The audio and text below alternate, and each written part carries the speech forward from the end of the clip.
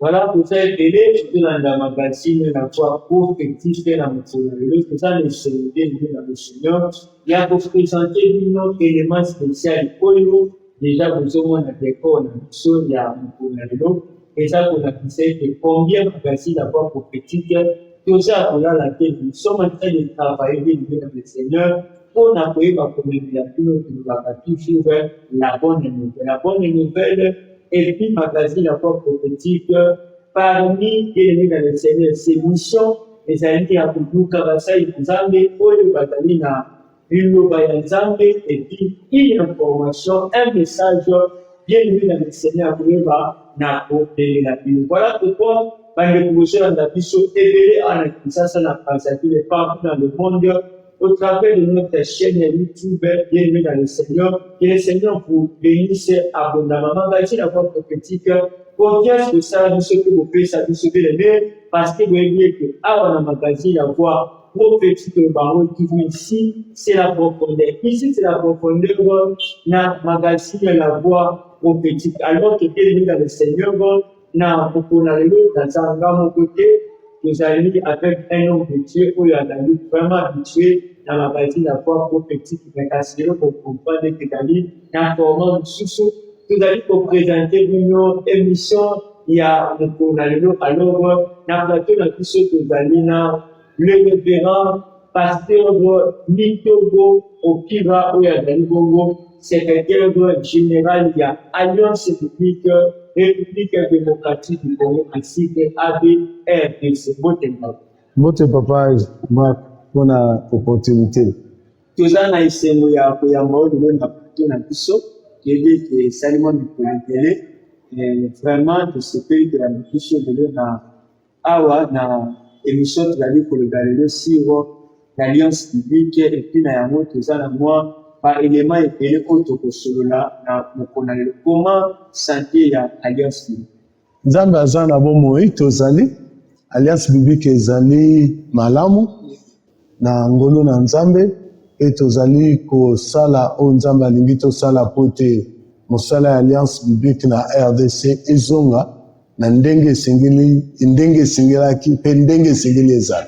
Voilà. Eza bandeko bazolanda biso parce que eli magazine ya voix prophétique elandamaka mingi awa na RDC mpe partout dans le monde oki mpenza koexplike biso ntango tozoloba secrétaire général de l'alliance publique parce que eza bandeko ebele oyo bazolanda émission te bate secrétaire général tout ça yango tolinga totala caméra pour ke oexplike bana nzambe c'est quoi vraiment casquette bozali nango comme étant secrétaire général ya alliance publique. Bon, liboso naloba merci epai na nzambe et puis merci epai na bakulutu mpe batata ya lingomba et puis merci na église mpona kokamata biso kopesa biso responsabilité oyo likambo ya liboso soki nalobi ete nalobela titre ndenge otuni motuna titre ezali secrétaire général et puis représentant légal il y a Alliance biblique na République démocratique du Congo. Titre elingi koloba secrétaire général epa na biso eza un peu différent po tolobaka yango aza lokola directeur général. Na bapays anglophone babengaka CEO, donc Chief Executive Officer. Et c'est ce qu'on appelle CEO, tout directeur général. Tous en la responsabilité, il y a qu'à promouvoir l'alliance publique, il y a qu'à travailler pour la sauvegarde, pour veiller na patrimoine de l'alliance publique, et puis qu'à évolution de l'alliance publique dans la République démocratique du Congo et atteindre toutes les 26 provinces. Donc, moi, la responsabilité de l'Ingomba EPC, et puis qu'à garder contact. Contact permanent na l'église, na église au pluriel pour le rôle à l'alliance biblique. Voilà, tout ça pour l'anda et puis toujours comprendre, il y a autre bien que nous avons ça dans l'ensemble, nous avons oublié, nous avons membre, bienvenue dans le Seigneur, Oyo, dans quatre donc ça veut la paix qui vocation à servir d'Amé. Dans l'émission, il y a un bien aimé à l'anda jusqu'à la fin. parce que mosali ya nzambe toyambi na plateau na biso ndenge touti koloba tout à l'heure ezali secrétaire général ndenge alobi epi représentant légal ya alliance biblique RDC na ye nde tozobeta lelo masolo ebele na oyo etali bongo alliance biblique RDC. Et alors, bien aimé dans le Seigneur, je sais que tu as été que sur la magazine, la voix prophétique et à Kukonalilo. Voilà un numéro social où je sais que vraiment vous allez citer par rapport à un message que nous sommes ensemble à mener les pas dans le et aussi dans le que tu as mis comme étant par l'idée. Et voilà pourquoi, pour que les gens dans Kukonalilo et pour aider les ma casse et révérend tant de la Syrie, alliance biblique RDC, na kati na moko ya misala kino, oyo epesani ya misala, eri ezali lié na tradition, na production, et puis na diffusion. Mais quand vous citez dans la comment ça se passe, les toujours de la Hawa, probablement, les trois grandes opérations, il y a la traduction, il y a la production, ainsi que la diffusion.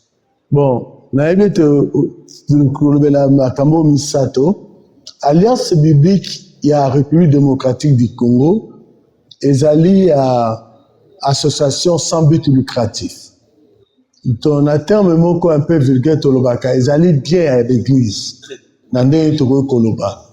Parce que alliance biblique ya RDC bandi na 1954. Eza eloko ebandi lelo te. Ebandi na 1954.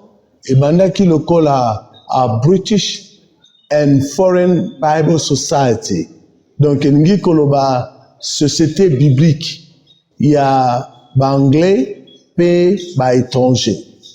Et cette organisation créatrice, il y a Alliance biblique, ça existe jusqu'aujourd'hui. Et British and Foreign Bible Society, que je salue, leader Nabango, basé na Angleterre, et bango bato abandaka alliance biblique. Après baeko tika yango na maboko ya église Christ au Congo pe église catholique comme étant moko ya ba outil ya travail pour na aider na traduction ya Bible, na production ya Bible pe na diffusion ya ba saintes écritures. Donc la traduction ya Bible tozoloba omoni tant tozolobela alliance biblique eza musala oyo ebandi kaka na 1954 te. Déjà vers les années 30, les années 20, les années 30, 40, missionnaires bazalaki awa, ils ont déjà commencé à kosala travail à traduire ma Bible na minoko mususu, lokola Lingala, lokola Lomongo, lokola Kingombe, lokola Kikongo, traduisaki déjà ma Bible na Swahili na minoko mususu wana. La Bible est déjà traduite dans la Bible. Mais qu'on formait compagnie à société biblique et qu'on s'en en 1954. Et biti alliance biblique, ils allaient être Kolanda effort, était bâtonnion sur la République démocratique du Congo, bakoka kozala na mukana na nzambe, na munoko bango bazali koyeba pe koyoka facilement bakoki kotanga yango facilement. Yango moni déjà na tango wana toyekwaye ko tozan effort wana to traduire la Bible na minoko ebele et puis ce qui musala et salami il y a traduction écrite tokoki ko produire yango pe ko diffuser yango ko diffuser lingi koloba ko tia yango na maboko ya peuple wana bakoka koza nango yango tolobaka neti vente la Bible et consort mais en réalité biso tosalaka vente te parce que le prix de la Bible et koki kozala na obiso totekaka te mais nde tozo réduire yango po te mutu nyonso tu akoka kozala. Voilà ndenge osolo de la biso a tozo comprendre que entre autres na kati ya les trois opérations oyo tozoloba il s'agit ya traduction ya production et diffusion. Maintenant kotala na RDC toloba yango mingi ezali vraiment un pays continent. Maintenant, avec la mission l'Alliance biblique a joué au même Bible et fait une bateau, na kota oyo, bazali na facilité ya kotanga yango. motuna na biso mpe bandeko baza kolanda baza kobituna l'alliance publique esalaka ndenge nini parce que donc totala pays oyo eza presque continent et maintenant alliance publique azosala ndenge nini pour ke amemela bato po tozali koloba bible na parole te. Merci beaucoup. eloko ya liboso partenaire na biso ya liboso ya monene eza église ndenge nakoki koloba toza na biso na Congo toyebi toza na église protestante église catholique toza na baéglise kimbangis toza na église baneti baninga baoyo baza na la parole bato baninga babengaka bango babranamiste mais ce sont des chrétiens toza na baninga baoyo baza na religion babengi bima ce sont des chrétiens parce que batanga liloba na nzambe bakimbangis c'est une forme ya christianisme batangaka liloba na nzambe et l'église de réveil et puis toza na l'église indépendante baza bango baza non aligné quoi mais puis toza na armée du salut. OK, et toutes ces dénominations groupe nyonso to wana ce sont nos partenaires directs baza partenaires directs na biso baza oyo à travers bango nde biso tozali ko diffuser parole de Dieu et tozoluka membre na bango bakoka kotwa liloba na nzambe yango eloko na koki koloba epa na moment oyo bon ndenge nini diffusion esalamaka eza na koki koloba diffusion esalamaka na plusieurs types. Diffusion esalamaka neti toza na communauté mosusu toza na communauté mosusu bango basombaka biblia en grande quantité basombaka moko te bayaka communauté akangisi misolo aye alebisi biso alliance biblique toza na besoin ya par exemple ya bible ya kiluba to ya chiluba to ya swahili to ya lingala to ya bangala parce que ça na lingala na bangala OK et toza na besoin ya bible ya bangala toza na besoin par exemple 20 000 copies 30 000 copies là ça fait partie à diffusion wana mutu wana tanga koya toyebise ke non na quantité oyo zosenga prix biso totekaka yango mais pour la quantité toza na prix boye eza pas prix tobengaka ba prix missionnaire ya prix missionnaire yango ezo permettre na ba société missionnaire na ba oyo balingi basala don dans une église basomba biblia na prix moko tobengi prix missionnaire oyo ezali tobenga yango en d'autres termes na cadre ya comptabilité na biso toloba prix à dépôt.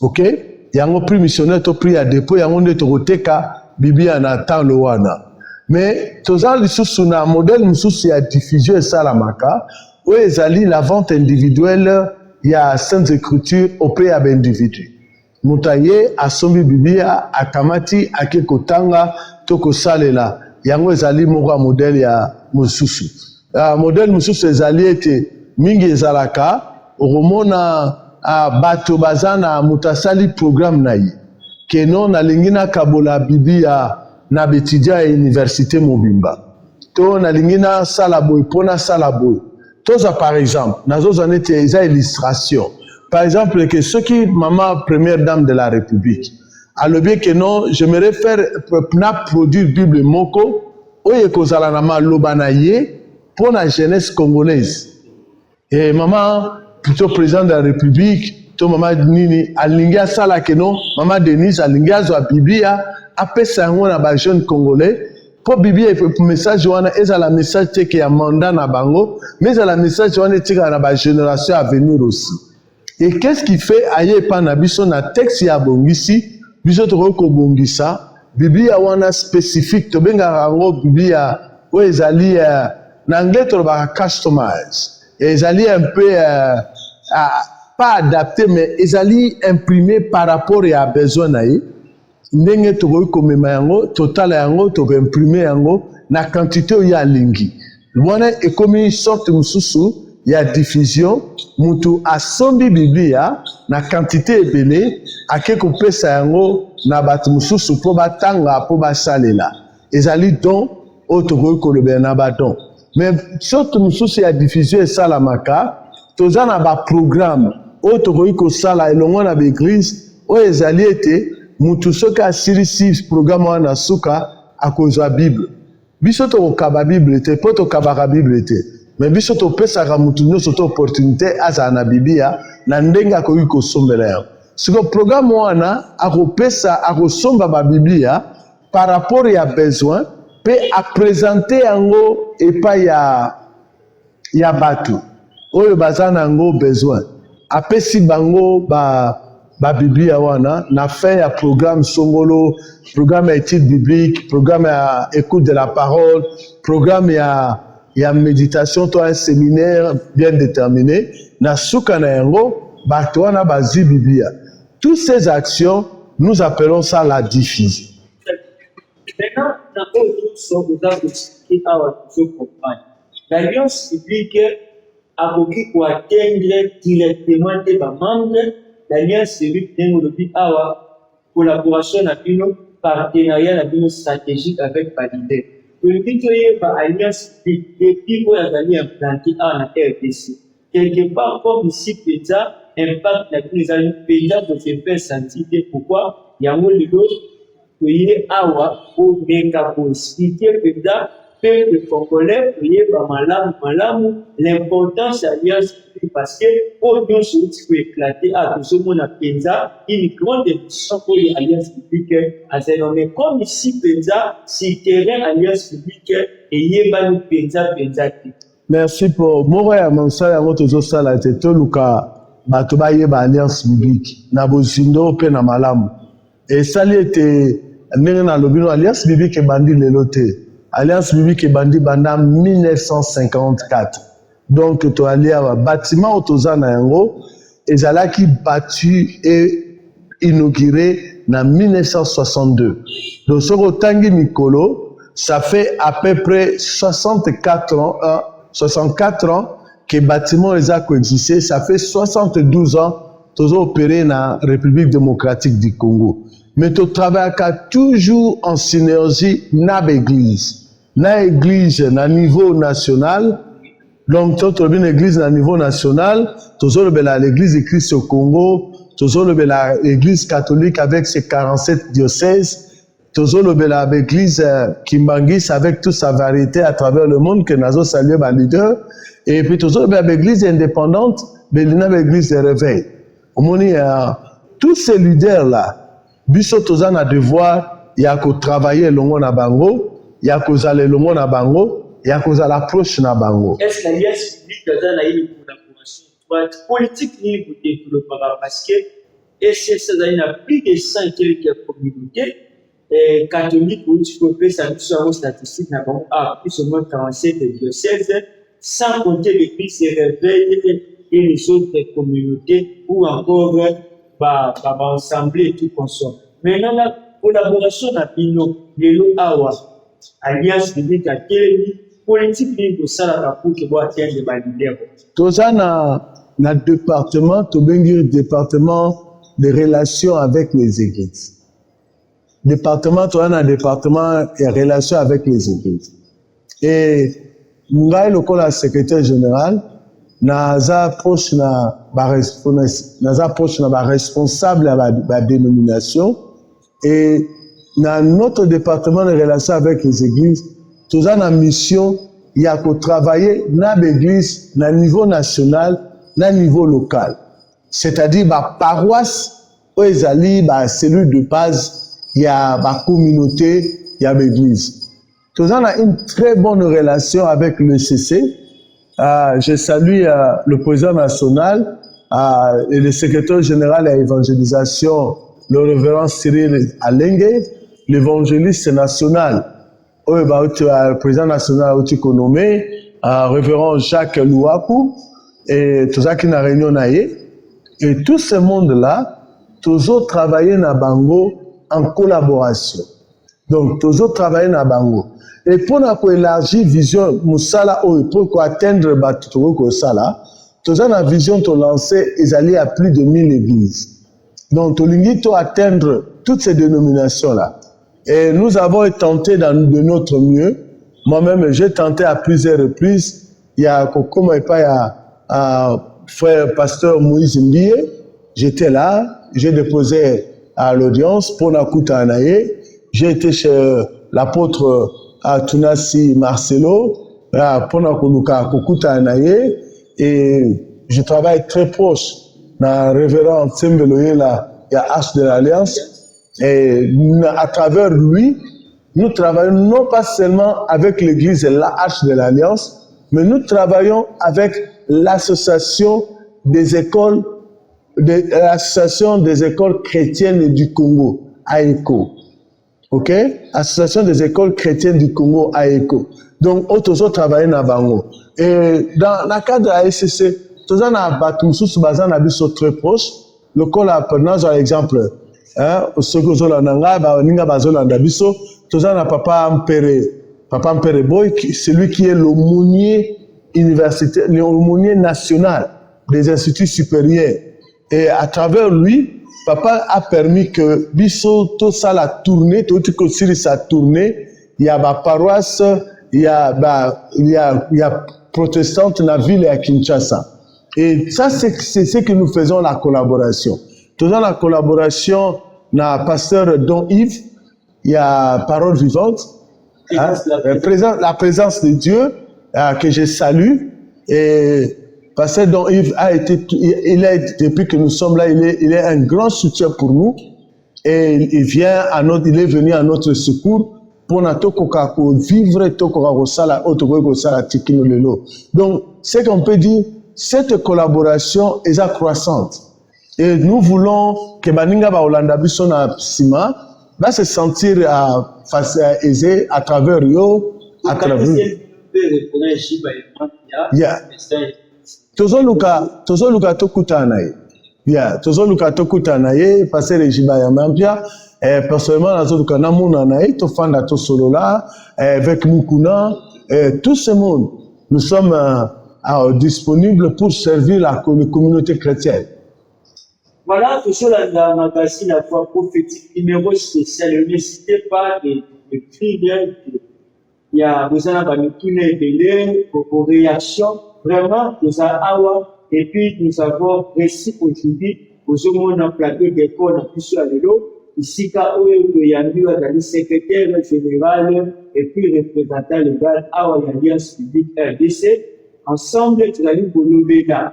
Après, tel fonctionnement, il y a Alliance publique alors, même à Pontiambo, pourquoi? Parce que vous allez me soutenir. Implanté depuis 1954 et puis l'immigration bâtie ça en 1962. Aujourd'hui, ça fait déjà 64 ans d'âge. 74 ans. Voilà. Oyo, les noms awa, tous amis pour le Yango, il y a 4 villes, province à Kinshasa, et au sein des amis, et donc, Oyo, Bisso, Yoga, na frère, il y a des responsables, il y a Alliance publique et awa, na RDC.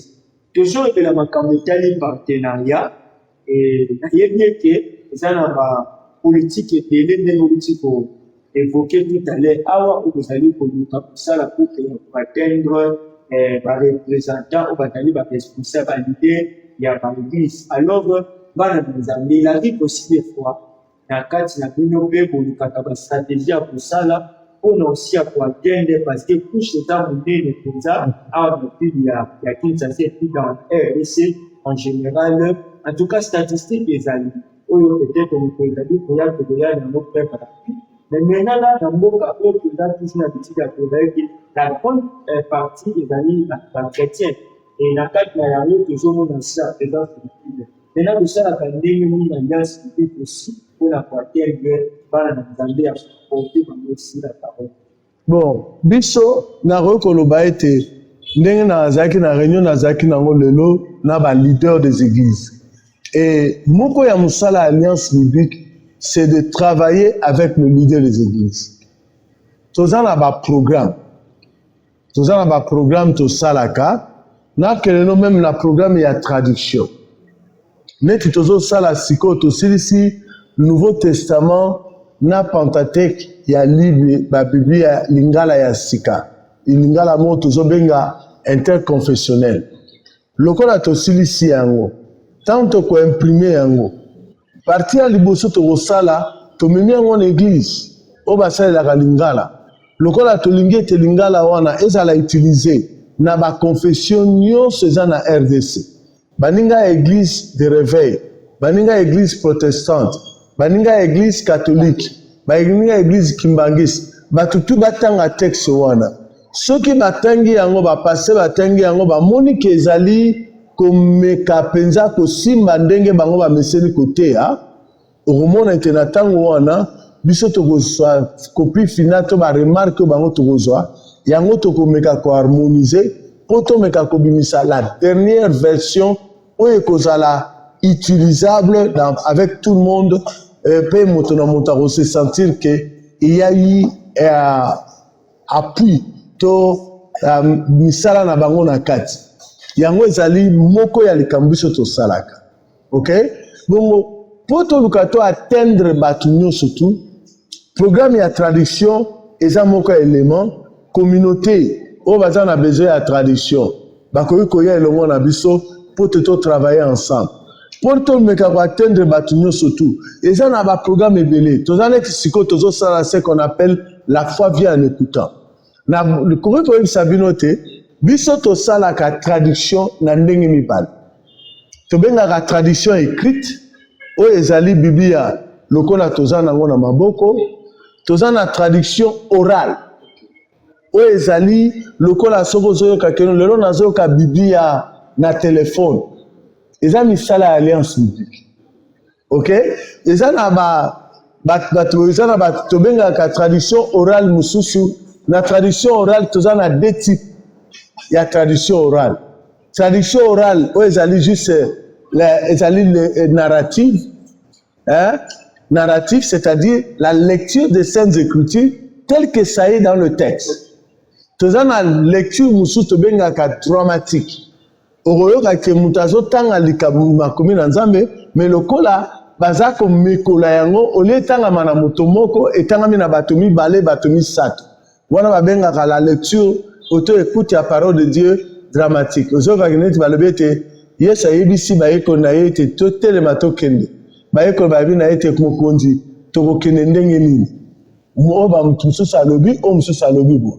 Ok, yango ezali makambo tokokoloba toza na traduction orale, traduction nini. Donc à travers ba programme wana nde biso toza koatteindre bato oyo bazali bato bazali na besoin ya liloba na Nzambe. Et beaucoup plus, nous ne travaillons pas seuls. Et l'Alliance biblique ne travaille pas seule.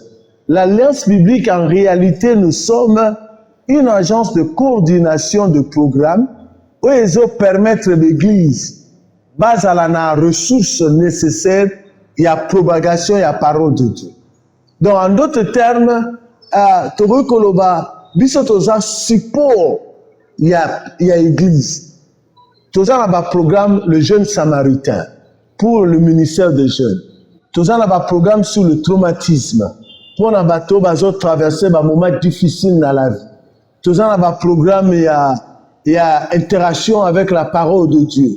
Donc ça va programme nous sotoana, mais ce n'est pas l'alliance biblique comme organisme qui va implémenter, mais l'alliance biblique à travers les églises de Moussala en Ezosala. Voilà, tout ce landa awa, bandeko, pour essayer de réagir, c'est awa, émission pour les ayabino, et puis les télobakati, qui awa toye, qui est mis dans les Seigneur, pour lier de compréhension dans la lâche, pour lier de la pino, pour ceux en action, par maman même na banda, pour si qu'on va faire dans ça, tout zoami, pour occuper, pour réagir, et puis, si possible même, pour le camoin, il y a beaucoup d'années, c'est biblique, parce que ma campagne, toujours, le awa payer, des angonga, en tout cas, toujours, pour que tout, Péga, pour même envier nous dans la question, vous allez dans la rue, pas la responsable de l'alliance publique. Parlons maintenant de la réalité, toujours dans le digitalisation, et comment l'alliance publique a se comporter par rapport à tout ce monde presque partout, nous parlons de la digitalisation. Bon, Alliance biblique depuis 2016, tous a partie prenante nango et bisomoko tant tous le la Alliance biblique.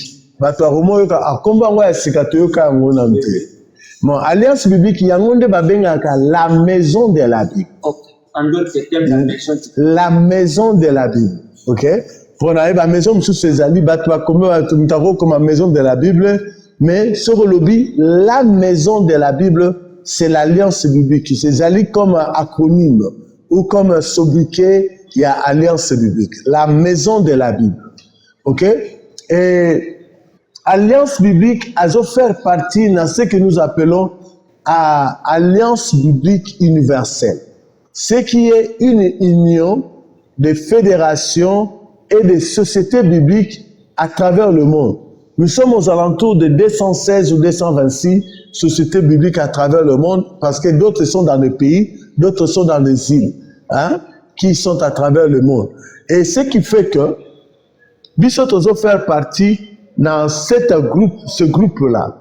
Et le groupe en gros, aussi tu as signé depuis 2016-2015 Alliance Biblique Universelle, à cela qui partant, il y a digitalisation, et puis il y a demandé que dans chaque société biblique, tout signé partenariat dans l'organisme où il y a qui cause ça la digitalisation. Tout ça, c'est ce qu'on appelle la bibliothèque numérique. Et puis, tout ça, la société, monsieur Césali, à digitalisation, le col à YouVersion. YouVersion. En français, YouVersion. Ce que nous avons en application à YouVersion. Nous avons la Bible, il y a Lingala, il y a Swahili, il y a Kiluba, il y a Chiluba, il y a Kikongo, il y a Nini. Nous avons la Misala et Alliance Biblique. Parce que nous avons donné l'autorisation dans YouVersion à digitaliser les documents au dans la bibliothèque numérique. Donc, tous ces Bibles-là ont été rendus publics et pas en abat. Chaque mois, je dirais chaque mois ou chaque 2 semaines, je reçois le rapport. Il y a YouVersion, combien de personnes à travers le monde, pénétra qui batanga qui bibia na YouVersion. Donc ça, je reçois le rapport. Il y a chaque bateau, tu as la Bible nini oyo bateau azotanga mingi à travers le monde. Donc ainsi province à RDC, on en parle alliance biblique donc tu le vois autrement à la maison de la Bible. Ils sont implantés dans peu combien de Bon, pour le moment, tous à Kinshasa, où est le siège de la général, tous à Congo central na Matadi, et tous na Katanga, dans le grand Katanga, na format ya Kala, tous à Lubumbashi, tous à na Kivu, dans le Kivu Odik, c'est-à-dire Maniema, Sud Kivu, Nord Kivu, tous à planté na Bukavu, na Goma, na Butembo. Tous à na Kisangani, na province de la Chopo, na province orientale, na format ya Kala, tozali na Bunya, et puis toza na Kisangani, tozali na bisika tu na Oto Lobawana, toza pe na Kasai na Bosai koba na Kasai oriental, je crois, na Mbujimai, des places tozali toza implanté na bisika nyonso towana. Na bisika nyonso collaboration ni le baki tato zakaka l'église ou bien tout ça la ndenge pour que beaucoup ma bisika wana parce que ba difficulté des alimentation ou alliance biblique c'est vrai que tout le bilango mais l'implantation na Bible c'est pas ça comment. Bon, implantation du bossé ça par rapport à marché et puis par rapport à programme tozo salela. Au moins na SRDC programme ya traumatisme eza makasi pona baninga nzamba batela bango kuna makambazo lekisa ba rébellion ba guerre ba viol ba tuerie tout ça et ce qui fait que ça a permis que nous puissions atteindre ce peuple là plus facilement à travers ba programme mususu na bisika mususu tokende ke ezali par rapport à demande ne dans rolo ba ke tozala kina kikwit. Mais il s'est rendu inefficace parce que pour marcher na Kikwit, ils ont un peu dynamique.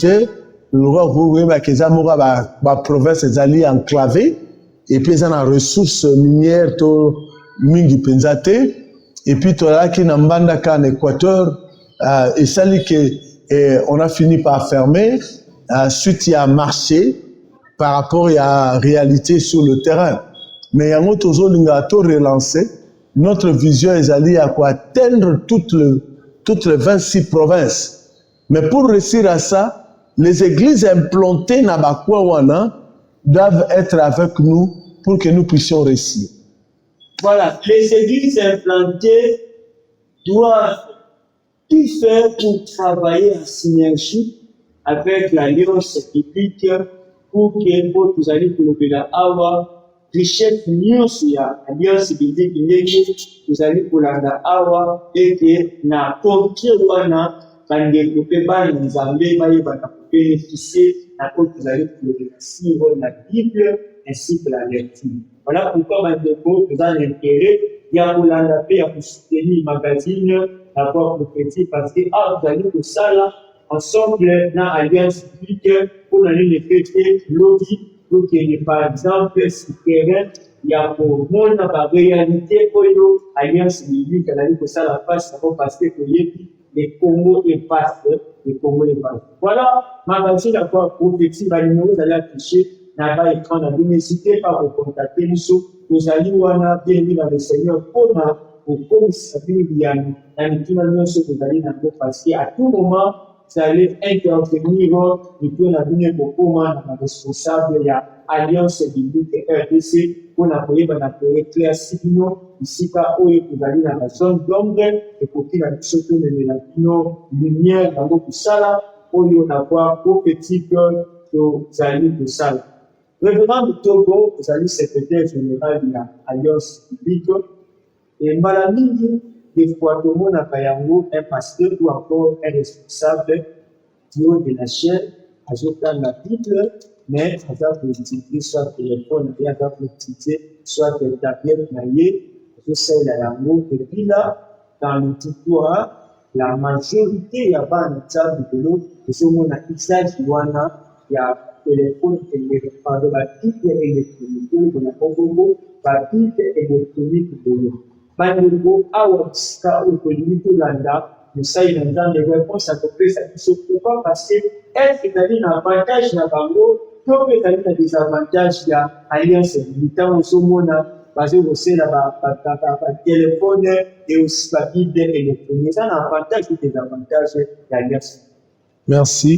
Na yebi ete biso na alliance biblique topekisi utilisation digitale ya bible te. eloko ya liboso moto nyonso akoki kosimba topekisi ya utilisation nango te kozala na biblia na telefone alliance biblique azopekisa yango te to aza contre yango te mais toza koencourager baserviteur de Dieu bazala na bible imprimée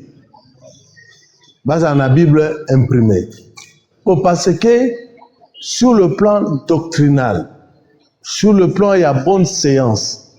Tant que yozo teya, ceux qui naza na Biblia na maboko, to naza na Biblia likolo ya mesa naza kote la. Eza ya kofungwama, batu bazo reconnaître que ngai mutu nazo teya, nazo reconnaître autorité oya azali parole de Dieu. Parce que la parole de Dieu, ton livre oyo, eza autorité en matière de la foi. Ce qui est aza mokonzi, aza mobikisi, mais pour moto aye bayesi, pe azala na kundima ya malamu pe ya bien. Moto wana esengeli atanga Biblia.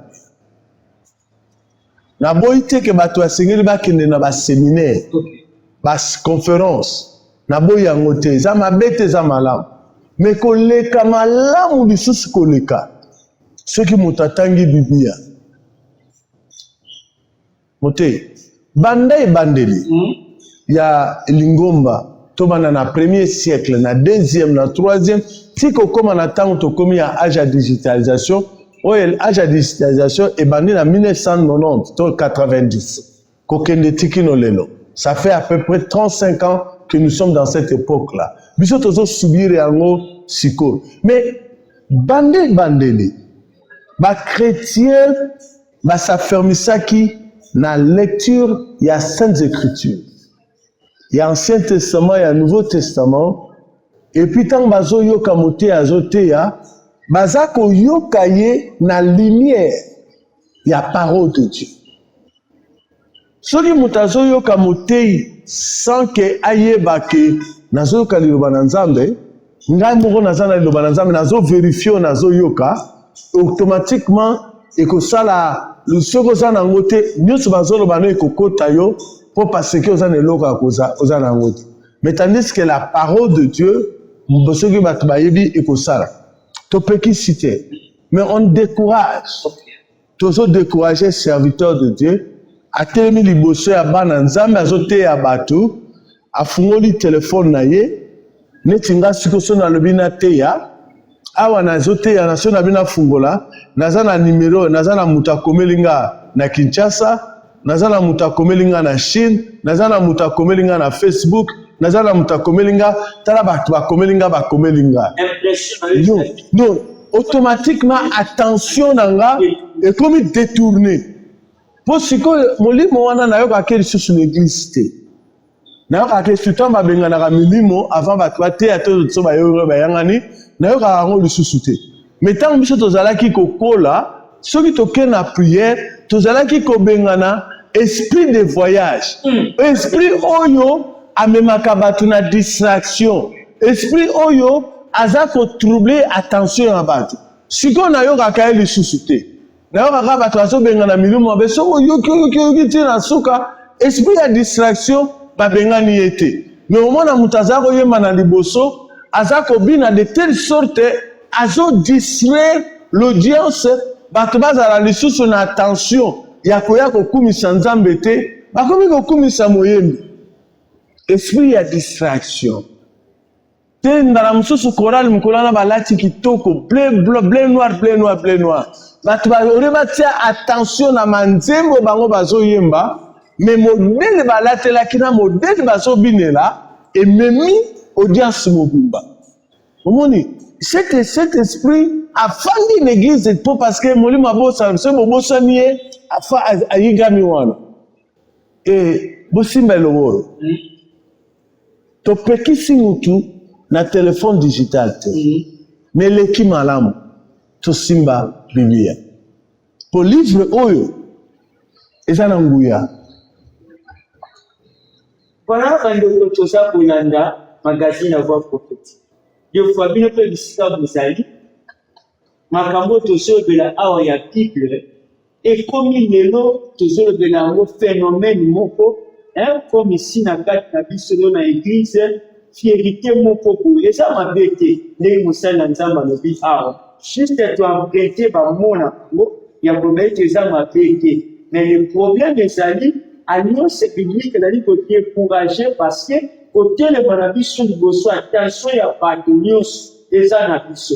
Et alors avantage ya kosalela Bible ya oyo ya papier ezali pourquoi parce que na batelefone na biso lelo ekomi na bapine na baprogramme ebele qu'il faut directement nyonso eza kofungwa. Et alors en ce moment-là on côté la Bible et à un moment programme sous ce côté application pour y problème de tout ce phénomène des fois attention à bateau à la détourner. Voilà pourquoi tout son de la Bible fait tout son de la Bible au en papier et pour sur la Bible mais aussi pour motiver par l'ensemble de l'église surtout pour la musala oyo il y a pour nous procurer une Bible.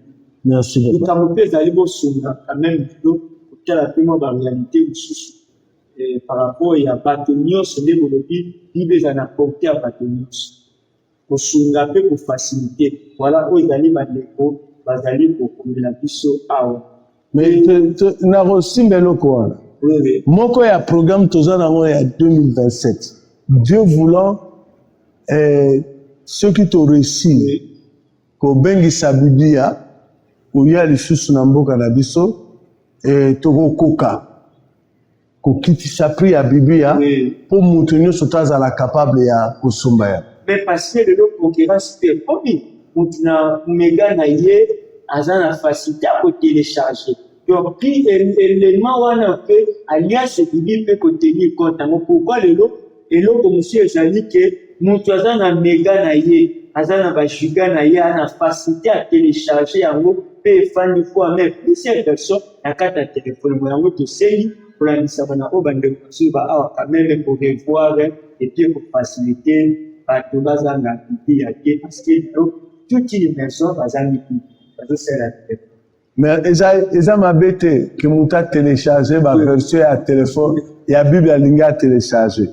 Mais ndenge tokoki koyeba mokanda oyo kaka ye moko mokanda eza kodépendre na kondima na yo. Mais na koyeba ete banda kala biso tondimaka ete mokanda ezali nguya, liloba na Nzambe ezali nguya. Kala baninga mosusu bazali koyemba, tozali koyemba nzembo tanto tozalaki bana mike liloba bava oyoka mateya liloba na yo kolo Yesu liloba na yo ezali nguya. Donc tant tozoloba yango tozoloba na book oyo.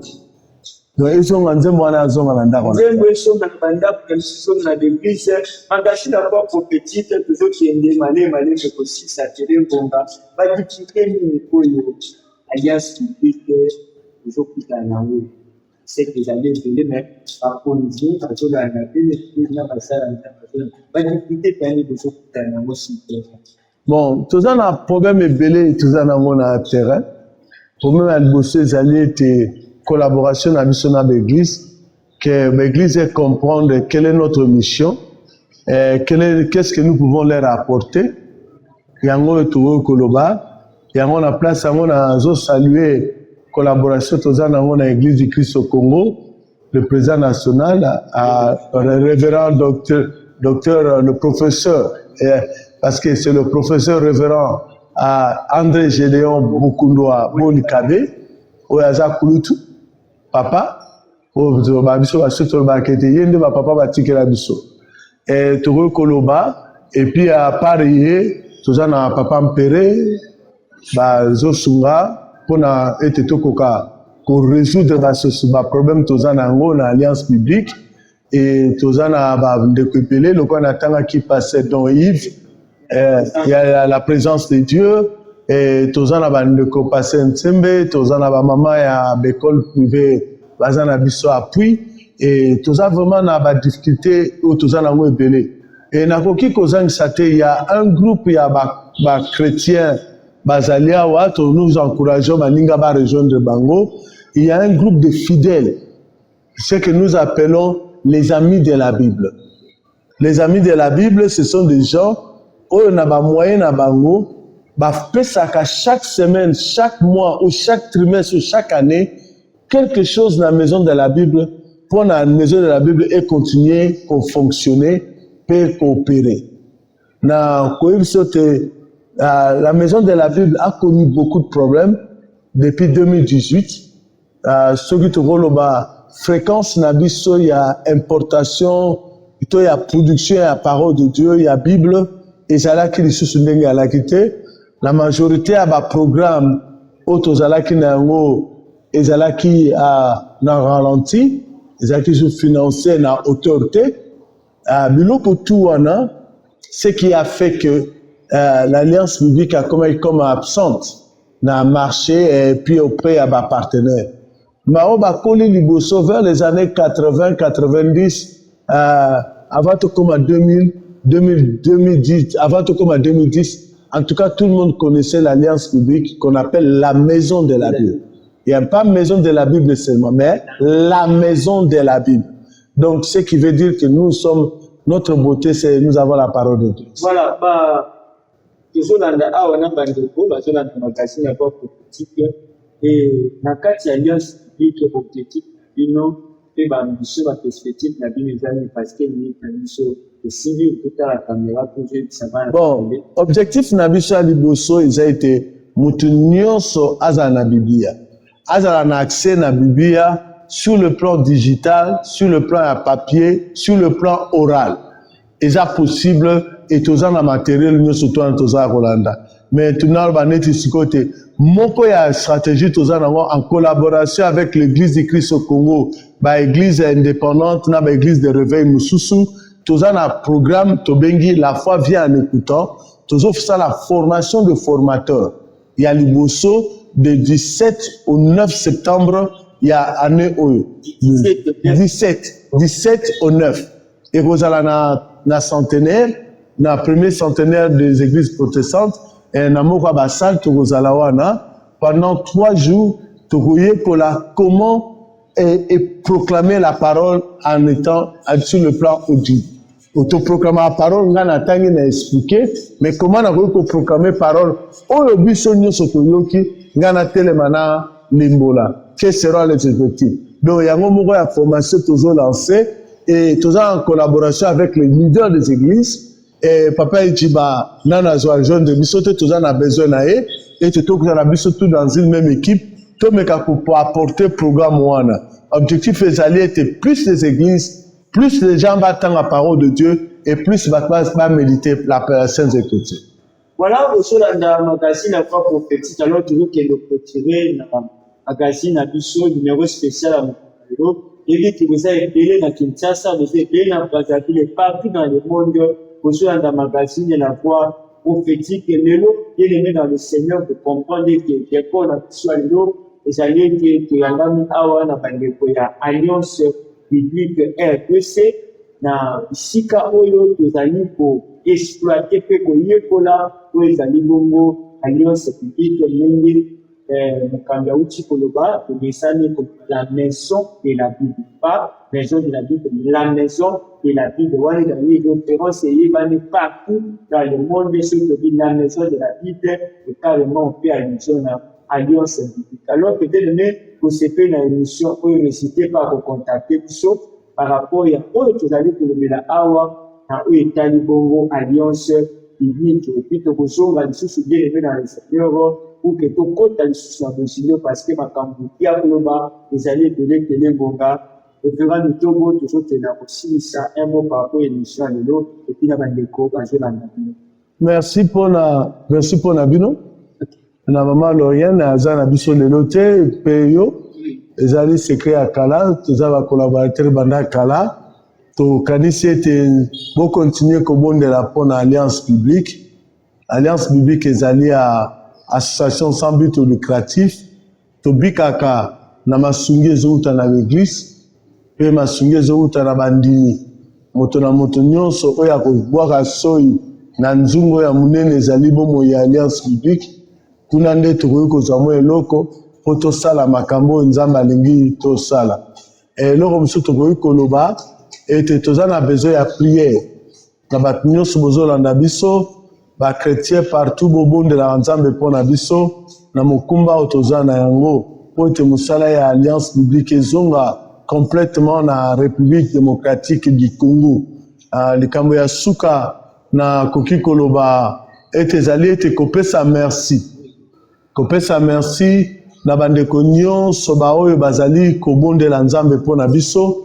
Bao nyonso bazali kokanisa pe ko soutenir musala ya alliance biblique et na koki kozangisa te kopesa merci na révérend Koli Robert Koli à Mbongono oyo azali secrétaire régional ya communauté baptiste du fleuve Congo Kulutu.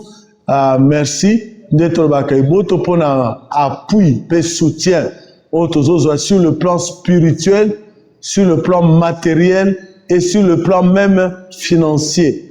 Pour nous, les tous na dimanche de la Bible, kaka CBFC, Arche de l'Alliance, et puis église, il y a révérend docteur Kembo, na Arvignon, et ce que j'ai bango misa topé passé dans Yves, batwasala qui dimanche de la Bible, que on a soutien et pas na bango. Mais nous savons que cette année, ça ne sera pas la même chose.